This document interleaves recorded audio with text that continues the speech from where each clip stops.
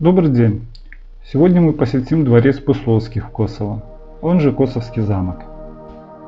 Кстати, город Косово в Ивацевичском районе Брестской области является одним из самых малонаселенных в Беларуси. Там живет всего несколько тысяч человек. Меньше только в Десне, городе в Миорском районе Витебской области.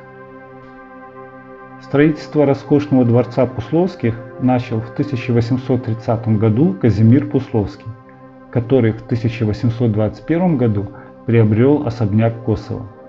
Кроме дворца, под его покровительством отремонтировали и построили порядка 60 храмов, а также была основана фабрика ковров. Сын Казимира, Вандалин Пусловский, продолжил дело отца и завершил строительство дворца в 1838 году. Рядом с Косовским замком находится историческая усадьба, где в 1746 году родился Тадеуш Костюшка, руководитель национально-освободительного движения 1794 года. Дворец, усадьба и парк образуют уникальный дворцово-парковый комплекс.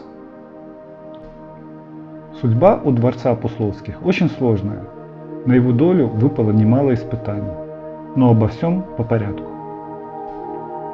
Третьим владельцем Косовского замка стал Леонард Пусловский.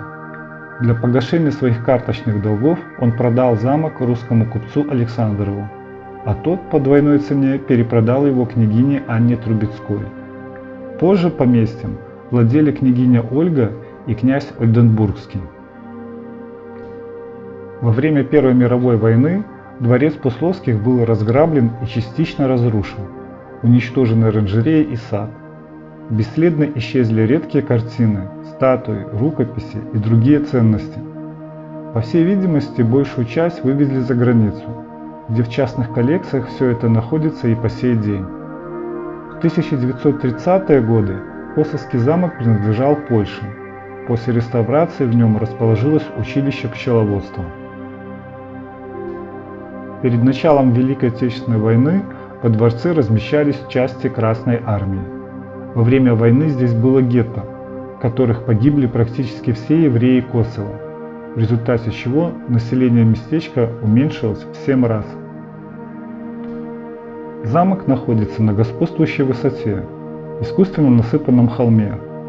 Опасаясь, что немцы могут устроить укрепление в замке, партизаны в 1944 году поджигают его. Дворец Пусловских был практически уничтожен. Обвалились стены, декоративная отделка и крыша. Был поврежден фундамент. Сгорел и дом Костюшка. После войны в Косовском замке попытались организовать детский дом, однако безуспешно.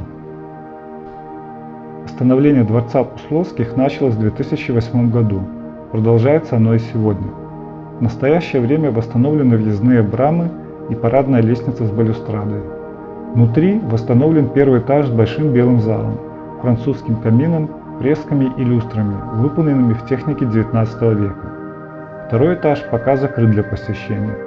В одном крыле дворца расположен ресторан, а в другом гостиница.